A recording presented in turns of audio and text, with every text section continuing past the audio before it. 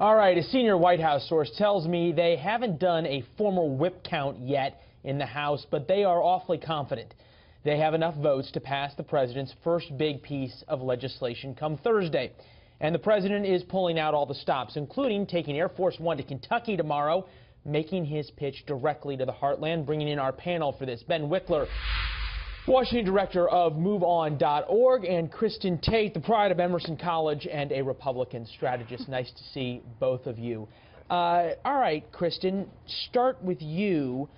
President Trump won Kentucky by 30 points. Is that really the place he needs to be making his pitch? Or should he go to some of these states where, shall we say, it's a little bit more on the margin, especially for some of the congressmen there?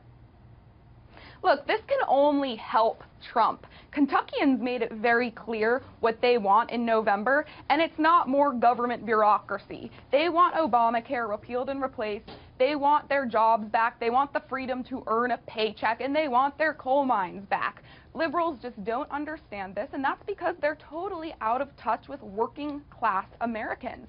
Obamacare has been a total disaster. Everyone knows it. Kentuckians are no exception. Even a lot of Democrats, like Bill Clinton, have admitted that. And yes, Obamacare did expand coverage in Kentucky, but a lot of the folks who got coverage got stuck with deductibles as high as $15,000. I mean, what good is coverage if you can't even afford the deductible? You may as well not have coverage in the first place. All right, so Ben, where does this go from here? You know, the power of the presidency, as a great political scientist once said, is really the power of persuasion. Air Force One makes a lot of noise when it shows up, and there's hard to find anybody who's better on the stump and better in front of a big crowd than President Trump is when he takes to cable television tomorrow night. So it's possible that Donald Trump will be able to convince House Republicans to walk this plank. But if they do, they're falling directly into shark-infested waters. The problem with TrumpCare is that not only is it not right-wing enough to please the House Freedom Caucus, it's also a political time bomb. You could fill 10 stadiums with Kentuckians who would lose their coverage if it passes. Ben, let's get away from sort of the debate in terms of whether or not the merits of the bill, if you will, and let's go on to the politics of passing it or not, in the sense that how much political capital does the president have to spend, and is he going about it the right way? So right now the president is totally focused on getting the right flank of the House on board. But everything he does to please the right flank of the House will make the bill worse for regular constituents, which means that moderate Republicans in the Senate are going to be less likely to want to vote for it. Which means he's going to wind up with something like the energy bill in 2009 that cost a lot of House members their jobs and never became law. That's what Trump is walking towards. He's not bringing the two sides together to reach a compromise. He's just doing something that can solve tomorrow's problem and leaving the problem of next week to the sharks. And Kristin, we go back to Kristen Fisher's earlier report. It's probably no surprise that President Trump is heading to Kentucky, home of Senator Rand Paul, and we heard that he's passing out the art of the deal, trying to outdeal the deal master.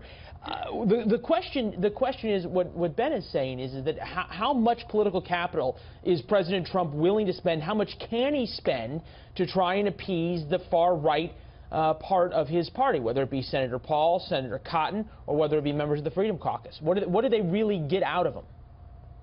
Well, look, all Republicans, the far right and moderate Republicans, can all agree on one thing. That is that Obamacare is not working. So there needs to be some compromise here, but at least everyone can agree on that one thing.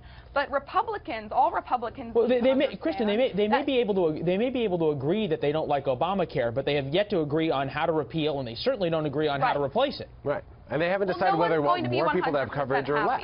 That's the existential problem. This is a less coverage bill. And what the American people want, they want to change Obamacare to give more people coverage at lower cost. This increases costs for people. That's the fundamental problem they face here. Look, they can't agree on what they want. I don't think TrumpCare is the perfect solution. It's not. But everyone's going to need to compromise here. No one is going to be 100% happy. Rand Paul isn't going to be 100% happy. The moderate Republicans aren't going to be 100% happy. And the Democrats, they're not going to be happy no matter what Trump does. We're going to have to meet somewhere in the middle, and Republicans need to take action if they want to repeal and replace Obamacare, and if Trump wants to follow through on that campaign promise. Look, people in Kentucky, they are hurting because of Obamacare. Premiums have doubled since 2013. Well, in Kentucky alone, the uninsured rate in Kentucky has gone from 20% to 7.5%. There are almost 500,000 people who have insurance now that didn't before. They want that insurance to be cheaper and better. Absolutely. What they don't want is to have it ripped away, and that's this proposal. If you pass this thing, the whirlwind these numbers is gonna come. are inflated. A lot of people did not want insurance. They were forced to get insurance because of Obamacare. Your numbers, 440,000 people all are of on these Medicaid. people got They're not insurance. required to get insurance. They signed up for it, and it's changed their lives for the better. Ask anyone if you want their Medicaid taken away, and they will say no. All right. Nobody gets the last word because you both had it.